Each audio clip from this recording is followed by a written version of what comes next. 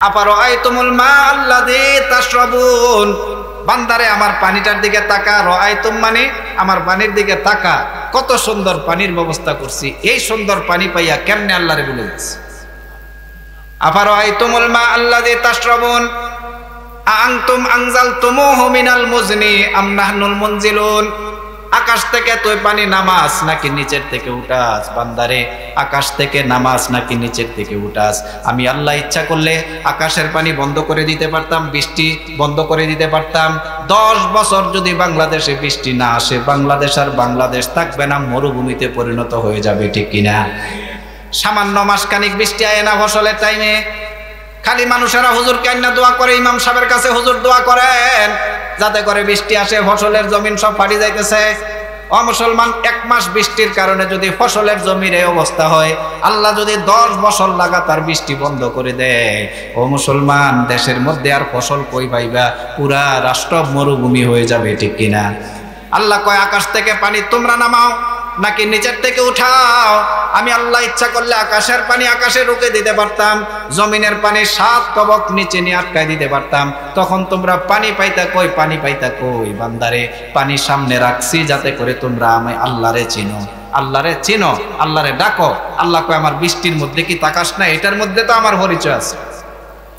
আল্লাহ বলছেন, আল্লাহুল্লাযী ইউরসিলুর রিয়াহা ফাতুসিরু সাহাবান ফায়াবসুতুহু ফিস সামাই কাইফা ইয়াশা ওয়া ইয়াজআলুহু কিসাফান ফাতারাল ওয়াদকা ইয়াখরুজু মিন খিলালি। আল্লাহ বলেন, আমি আল্লাহ বাতাস প্রেরণ করি দুনিয়ার দিকে, বাতাস এসে দুনিয়ার পানিকে বাষ্প করে উপরে নিয়ে যায়। আসমান জমিনের মাঝখানে একটা ইন্টেনসিভ কেয়ার ইউনিট বানায় রেখেছি, সেখানে যাওয়ার সাথে সাথে পানিগুলি বরফ হয়। কোথাও যখন বৃষ্টি দিতে চাই, আমি আল্লাহ ইয়াজআলুহু কিসাফান, বরফটাকে মারিয়া টুকরা টুকরা করে দেই। মানুষেরা মেঘ দেখে, মেঘের মাঝে বৃষ্টি দেখে। ফাইজা আসবা বিহি মাইয়াশাউ মিন ইবাদিহি ইদা হুম ইয়াস্তাবশিরুন, আমার বান্দারা যখন বৃষ্টি পায় খুশি হয়, কিন্তু বৃষ্টির দিকে তাকাইয়া আল্লাহর পরিচয়টা নেয় না। মুসলমান, আল্লাহ আজীব শব্দ ব্যবহার করেছেন বিজ্ঞানের মাঝখানে আর কোরআনের মাঝখানে, শুধু একটা শব্দের ব্যবধান। কিসের ব্যবধান? ক্লাস 6 এর বইয়ের মধ্যে, 7 এর বইয়ের মধ্যে যেখানে মেঘমালার থিওরি বলে, সেখানে তাদের থিওরি হচ্ছে দুনিয়ার বাতাস পানিকে বাষ্প করে উপরে নিয়ে যায়। আসমান জমিনের মাঝখানে মধ্যাকর্ষণ শক্তি যাওয়ার সাথে সাথে পানিগুলি বরফ হতে থাকে। কোথাও যখন বৃষ্টি আসতে চায়, এক বরফ আরেকটার সাথে লাগে, মানুষেরা মেঘ দেখে, মেঘের মাঝে বৃষ্টি দেখে। এটা ক্লাস 6 এর বইয়ের মধ্যে, 7 এর বইয়ের মধ্যে। আমার কথা সবাই বুঝেন? বাতাস দুনিয়ার পানিকে বাষ্প করে উপরে নিয়ে যায়, মধ্যাকর্ষণ শক্তিতে বরফ জমে, বৃষ্টি আসতে চাইলে বরফ আপনি আপনি একটার সাথে আরেকটা লাগে, মানুষেরা মেঘ দেখে, মেঘের মাঝে বৃষ্টি দেখে। ক্লাস 6 এর বইয়ের মধ্যে, 7 এর বইয়ের মধ্যে। আর আল্লাহ কোরআন শরীফের মধ্যে বলেন, আল্লাহুল্লাযী ইউরসিলুর রিয়াহা ফাতুসিরু সাহাবান, আমি আল্লাহ বাতাসটারে পাঠাই, এটা বাতাস বাষ্প করে পানিকে উপরে নিয়ে যায়। আসমান জমিনের মাঝখানে আমি একটা ইন্টেনসিভ কেয়ার ইউনিট তৈরি করে দিয়েছি, সেখানে যাওয়ার সাথে সাথে পানি বরফ হয়। কোথাও যখন বৃষ্টি দিতে চাই, ইয়াজআলুহু কিসাফান, আমি আল্লাহ মারিয়া টুকরা করে দেই, মানুষেরা মেঘ দেখে, মেঘের মাঝে বৃষ্টি দেখে। বিজ্ঞানের মাঝখানে, কোরআনের মাঝখানে শুধু একটা শব্দের ব্যবধান। বিজ্ঞান বলে একটা আরেকটার সাথে লাগে, কোরআন বলে ব্যাকরণ লাগে কি করে? আমি আল্লাহ লাগাই দেই। সুবহানাল্লাহ। দুইটা বস্তু দুই জায়গায় লাগিয়ে আছে, কিয়ামত পর্যন্ত একসাথে লাগতে পারবে দুইটা বস্তু নাকি লাগাই দিলে লাগবে? বিজ্ঞানীরা এটা বুঝে একটা আরেকটার সাথে লাগে, কিন্তু লাগানোওয়ালা একজন আছে যে এটা আর খুঁজে বের করে না, ঠিক কি? আল্লাহ বলছেন, বান্দারে, আমার বৃষ্টি দেখলে শুধু খুশি হস, বৃষ্টির ভিতরে সূক্ষ্ম নজরে তাকাইলে আমি আল্লাহর পরিচয় আছে। বিজ্ঞানীদের জন্য আল্লাহর পরিচয় আছে। দুনিয়ার জ্ঞানী বিজ্ঞানীরা যে ফ্রিজের ভিতরে বরফ তৈরি করে, ফ্রিজের ভিতরে 0 ডিগ্রি সেলসিয়াস পয়েন্ট করে, এমন ভাবে রাখতে হয় সামান্য বাতাসও যেন না ঢুকে, এমন ভাবে রাখতে হয় সামান্য বাতাস যদি ফ্রিজের মধ্যে ঢুকে, বরফ আর জমে না, বরফ গলে যায়।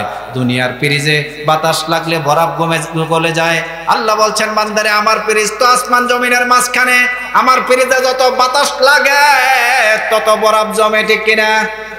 আল্লাহ কয়, বিজ্ঞানীরা শুধু বৃষ্টি আসে, বরফ জমে, বুঝতে পারলি এর ভিতরে তো আল্লাহর পরিচয় আছে। তোদের ফ্রিজের মধ্যে বাতাস লাগলে ফ্রিজ গলে যায়, বরফ গলে যায়। আমি আল্লাহর ফ্রিজের মধ্যে বাতাস যত বেশি লাগে তত বরফ তত জমে, তত বেশি বরফ জমে। সুবহানাল্লাহ। সাধারণ মানুষের জন্য আল্লাহর পরিচয়। মুসলমান 6 মাসে যে পরিমাণ বৃষ্টি আমাদের দেশে দেন, আল্লাহ যদি নিজাম এমনটা করতেন যে একদিনে 6 মাসের বৃষ্টি দিয়ে দিবেন, একদিনে যদি 6 মাসের বৃষ্টি মুসলমান হতো, তাহলে ঢাকার আশপাশ এলাকায় 8.5 হাত বিশিষ্ট একটা সমুদ্র হয়ে যাইত। চট্টগ্রামের মধ্যে যে পরিমাণ বৃষ্টি 6 মাসে হয়, যদি আল্লাহ একদিনে দিতেন 12.5 হাত বা 13 হাত বিশিষ্ট একটা সমুদ্র হয়ে যেত। আমাদের বাংলাদেশের সাথে লাগানো ভারতের একটা রাজ্য ত্রিপুরা, ত্রিপুরার পরে আসাম, আসামের পরে মণিপুরা, আসাম মণিপুরার মধ্যে যে পরিমাণ বৃষ্টি 6 মাসে আসে, একদিনে যদি আল্লাহ পাক সে বৃষ্টি দিতেন 25 থেকে 30 হাত বিশিষ্ট সমুদ্র হয়ে যাইত।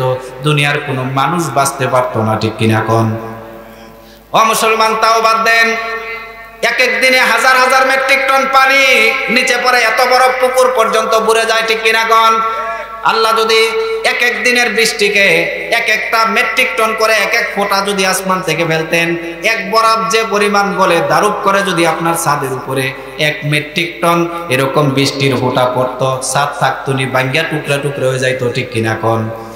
মুসলমান তাও ছাড়েন, একটা বৃষ্টি পরে বৃষ্টির ফোঁটা যদি আল্লাহ 1 বালতি পরিমাণ দিতেন, আকাশ থেকে যদি দারুপ করে 1 বালতি পানি আপনার ছাদের মধ্যে পড়তো, আপনার শস্য ফলাদিত পড়তো, 1 বালতি ফোঁটা যদি আপনার শস্যের মধ্যে পড়তো, ফুল জেলে চলে যাইতো একদিকে, শস্য চলে যাইতো আরেক দিকে, ফসল নষ্ট হয়ে যাইতো। আল্লাহ বলে, বান্দারে একটা ছোট ছোট ফোঁটা করিয়া একজন ফেরেশতাকে একটা ফোঁটার ভিতরে লাগাই দেয়। ফেরেশতারে খবরদার একটা ফোঁটা যেন আরেকটার সাথে না লাগতে পারে। যেই পরিমাণ যখন বৃষ্টি হইতেছে সবগুলি ফোঁটা একই ধরনের, একটা ছোট বড় নাই। আল্লাহ বলছে, বান্দারে দুনিয়ার মাখলুকের হাত থাকলে উপর থেকে নিচে আসতে আসতে একটা ফোঁটার সাথে আরেকটা লাগিয়া যাইতো। এত হাজার বৃষ্টির ফোঁটা পরে একটা ফোঁটার সাথে আরেকটা লাগতে দেয় না। আল্লাহ ফেরেশতাকে বলে দেন, ফেরেশতারে প্রত্যেকটা ফোঁটার সাথে একটা করে ফেরেশতা যাবে, একটার সাথে আরেকটা লাগিয়া যদি এত বড় ফোঁটা হয়, আমার বান্দার মাথায় পড়লে মাথা ব্যথা হয়ে যাবে। প্রত্যেকটা ফোঁটা ছোট ছোট করে বাড়িতে পৌঁছাই দিবি। আল্লাহ কয়, বান্দারে তাকায় দেখ, এই বৃষ্টির মধ্যে আল্লাহর পরিচয় আছে। সুবহানাল্লাহ।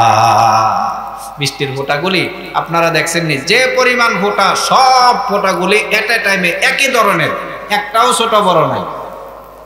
আপনি যদি উচার থেকে কোনো জিনিস ফেলেন, একটার সাথে আরেকটা লাগিয়ে এতগুলি একসাথে পড়বো, একটা পড়বো আরেক জায়গা দিয়ে খালি পড়বো, ঠিক কিনা? একসাথে পড়লে আল্লাহ বলছে, বান্দারে এতগুলি ফোঁটা পরে একটার সাথে আরেকটা লাগছে, এমন ইতিহাস কোনো বাবার বেটা দেখাইতে পারতো না, ঠিক কিনা? ইন্না ফি যালিকা লাআয়াতিন লিকাউমি ইয়াকিলুন। যাদের ভিতরে আকল দিয়েছি তাদের ভিতরে আমি আল্লাহর পরিচয় এর ভিতরে আছে। আল্লাহ বলছেন, বান্দা আনতুম আনজালতুমুহু মিনাল মুজনি আম নাহনুল মুনজিলুন।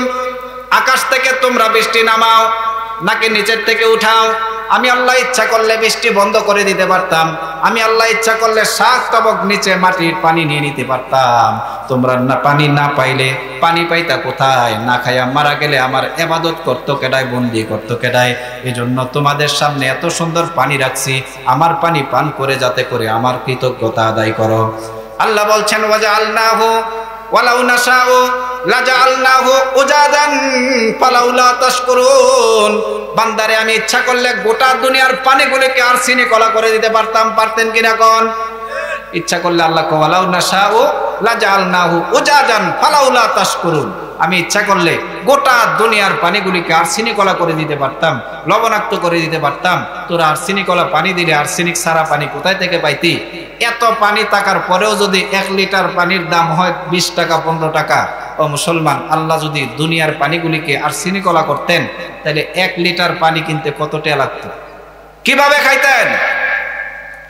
দেখেন না, এর ভিতরে তো আল্লাহর পরিচয় আছে। আমাদের যেখানে মাদ্রাসা, এখানে একটা টিউবওয়েল, এর থেকে 20-25 হাত দূরে আরেকটা টিউবওয়েল। এটার মধ্যে লাল দাগ লাগানো, এটাতে আর্সেনিক আছে। এটার মধ্যে সবুজ দাগ লাগানো, এটাতে আর্সেনিক মুক্ত। কিরে ভাই, টিউবওয়েল 20 হাতের ডিফারেন্স। এটার নিচে কে আর্সেনিক করলো আর সেটার ভিতরে নিচে কে আর্সেনিক ছাড়া রাখলো? আল্লাহরে চিনোস নাই? বান্দারে দোনোটার মাঝখানে ডিফারেন্স দিতে, যাতে করে বুঝতে পারোস আল্লাহ তো ইচ্ছা করলে এটার মধ্যেও আর্সেনিক দিতে পারতো, ঠিক কিনা? আল্লাহ বলছেন ওয়াদাউ নাশাউ লাজালনাহু উজাজান ফালাউলা তাশকুরুন। বান্দারে ইচ্ছা করলে গোটা দুনিয়ার পানিগুলিকে আমি লবণাক্ত করতে পারতাম। তাকায় দেখেন আমাদের মেঘনা নদীর পানিগুলি কত মিঠা, আর কক্সবাজার যারা গেছেন সেখানে তাকায় দেখেন কক্সবাজারের বঙ্গোপসাগরের পানিগুলি কত লবণাক্ত, ঠিক কিনা কোন?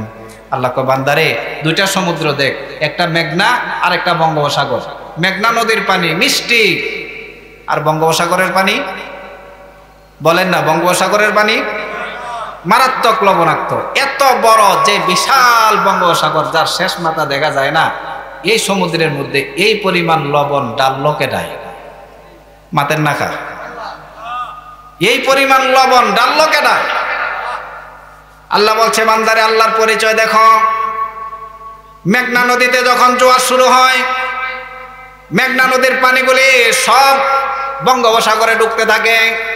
আবার বঙ্গোপসাগরে যখন জোয়ার শুরু হয়, সব পানিগুলি আবার মেঘনা নদীর ভিতরে ঢুকতে থাকে। একটার পানি আরেকটাকে খারাপ করতে পারে না। মেঘনার পানি সে মিঠাই থেকে যায়, পদ্মার পানি সে লবণাক্তই থেকে যায়। একটার পানি আরেকটাকে লবণাক্ত করতে পারে না, মিঠা করতে পারে না। আল্লাহ বলছে বান্দারে ওয়াজআলনা বাইনাহুমা বারযাখা ওয়া হিজরাম মাহজুরা। দুই সমুদ্রের মাঝখানে আমি দুর্ভেদ্য আড়াল দিয়েছি, যাতে করে দুই সমুদ্রের পানি হাতে নিলে আমি আল্লাহরে চিনতে পারোস, বুঝতে পারোস। সুবহানাল্লাহ। আল্লাহ কোরআন শরীফের মধ্যে বলছেন হুয়াল্লাযী মারাজাল বাহরাইনে হাযা আযবুন ফুরাতু ওয়া হাযা মিলহুন উজাজ। আমি এমন আল্লাহ যে আল্লাহ একটা সমুদ্রকে মিষ্টি পানিওয়ালা বানাইছি, আরেকটা সমুদ্রকে লবণাক্ত বানাইছি। ওয়াজআলা বাইনাহুমা বারযাখা ওয়া হিজরাম মাহজুরা। দুই সমুদ্রের মিলন কেন্দ্রে আমি দুর্ভেদ্য আড়াল দিয়েছি বান্দা, দুই সমুদ্রের দিকে তাকাইলে যাতে করে আল্লাহরে চিনতে পারোস, আল্লাহরে জানতে পারোস।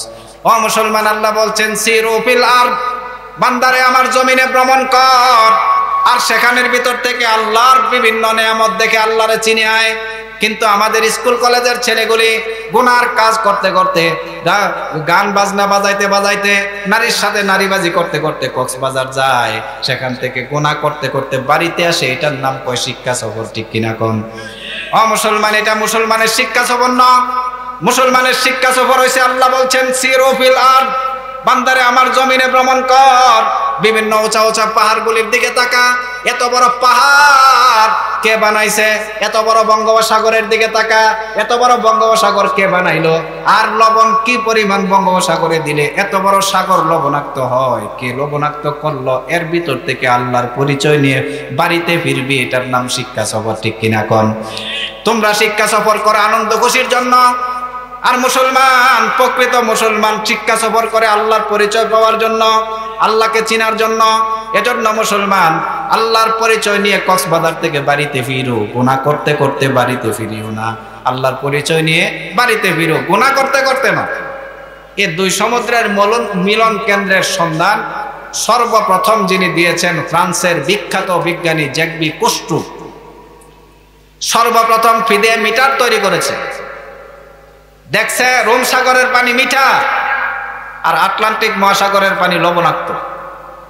দুই সমুদ্রের মিলন কেন্দ্র, জিব্রাল্টারের উত্তর তীর আর মার্কুসের দক্ষিণ তীর, দুই সমুদ্রের মিলন কেন্দ্রের মধ্যে, সেখানের মধ্যে দেখে যে 1 মাইল এদিকের পানিগুলি মিঠা, 1 মাইল এদিকের পানিগুলি লবণাক্ত। স্রোত যখন জোয়ারের মধ্যে যায়, দ্রুত গতিতে মিঠা পানির স্রোত লবণাক্ত পানিতে ঢুকে, কিন্তু লবণের মধ্যে পরিবর্তন করতে পারে না। আবার দ্রুত গতিতে আটলান্টিক মহাসাগরের পানি রোম সাগরে যায়, কিন্তু আধা মাইল এদিকে দেখা গেছে যে পানিগুলি মিঠা আর লবণাক্ত করতে পারে না। সর্বপ্রথম ফিদে মিটার তৈরি করেছে জিব্রাল্টারের উত্তর তীর, মার্কুসের দক্ষিণ তীর, দুই সমুদ্রের মিলন কেন্দ্রে গভীর পরিচালনা করেছে। যেটা কিভাবে এমনটা হয়, সেখানে গিয়ে দেখে এরকম নিচের থেকে দুই সমুদ্রের মিলন কেন্দ্রে কিছু পানি নিচের থেকে উতলায় উতলা উঠতেছে। এই পানিটা চিরুনির মতো একটা বাঁধ হয়ে আছে। আমরা দেখবেন সমুদ্রের পারে বা যেখানে পানি জমা, কিছু পানি এরকম ভাবে উঠে নিচের থেকে আসে না? ঠিক এরকম চিরুনির বাঁধের মতো নিচের থেকে উতলে উঠতেছে। লবণাক্ত পানি যখন এই বাঁধের মধ্যে লাগে, লাগার সাথে সাথে এখান থেকে মিঠা হওয়া শুরু হয়ে যায়। মিঠা পানি যখন এই বাঁধের সাথে লাগে, সাথে সাথে এখান থেকে লবণাক্ত শুরু হয়ে যায়। তিনি পত্রিকায় দিলেন। দুনিয়ার মানুষের আশ্চর্য হয়েছে, সর্বপ্রথম দুই সমুদ্রের মিলন কেন্দ্রের গবেষণা করেছে, দুনিয়ার মানুষ তাকে নোবেল পুরস্কার দিয়েছে। আরব দেশের কিছু মুসলমান সূরা রহমানের 18তম আয়াত, সূরা রহমানের 19তম আয়াত, সূরা রহমানের 20তম আয়াত লয়ে তার সামনে উপস্থিত হয়েছে। আল্লাহ সেখানে বলছেন, মারাজাল বাহরাইনি ইয়ালতাকিয়ান বাইনাহুমা বারযাখুল লা ইয়াবগিয়ান ফাবি আইয়ি আলা রাব্বিকুমা তুকাজ্জিবান। আল্লাহ বলছেন, বান্দারে, দুটি সমুদ্রকে সমান্তরালে প্রবাহিত করে, একটাই করেছি লবণাক্ত, আরেকটাই করেছি মিঠা। দুই সমুদ্রের মাঝখানে দুর্ভেদ্য আড়াল দিয়েছি, যাতে করে আমি আল্লাহরে চিনো, আমি আল্লাহরে জানো। পাবি আইয়ি আলা রাব্বিকুমা তুকাজ্জিবান। আমার বান্দা, কোন নিয়ামতের তুমি অস্বীকার করতে পারবা? ইংলিশ করে যখন কুষ্ঠকে দেওয়া হলো, দেখবে কুষ্ঠ যখন এই ইংলিশ পড়া শুনেছে, কয়টা কে লিখেছে? কতদিন আগের, কয়টা 1400 বছর আগে আমাদের প্রফেট, আমাদের নবী হযরত মুহাম্মদ সাল্লাল্লাহু আলাইহি ওয়াসাল্লামের কথা, এটা কোরআনের আয়াত। দেখবি কুষ্ঠ আশ্চর্য হয়েছে, 1400 বছর আগেও কি দুই সমুদ্রের মিলন কেন্দ্রের কথা জানতো নাকি? কয়টা মানুষের কথা না, আমাদের প্রফেটের উপরে যে কোরআন অবতীর্ণ হয়েছে, কোরআনের 3টা আয়াত। দেখবি কুষ্ঠ আশ্চর্য হয়ে গেছে, চুমু খাইতে শুরু করছে, কপালে লাগাইতে শুরু করছে, কানতে শুরু করছে, আর বলতে লাগলো, মুসলমান, এত পরে কেন আমার সামনে কোরআন আনলা? আগে কেন আমারে কোরআন দেখাও নাই? এই 3 আয়াত দেখে দেখে তিনি শেষ পর্যন্ত ইসলাম ধর্ম গ্রহণ করেছে। আল্লাহ বলছেন, বান্দারে, ওয়ালাউ নাশাউ লাজালনাহু উজাজান ফালাউলা তাশকুরুন। বান্দারে, আমি ইচ্ছা করলে গোটা দুনিয়ার পানিগুলিকে লবণাক্ত করতে পারতাম। তোমাদের সামনে লবণাক্ত পানি দিলে তোমরা পানির তৃপ্তি কিভাবে মিটাইতা? তৃপ্তি কিভাবে মিটাইতা? বান্দারে, আমি যে তোমাদেরকে এত সুন্দর পানি দিছি, যাতে করে আমারে চিনো, আমারে জানো,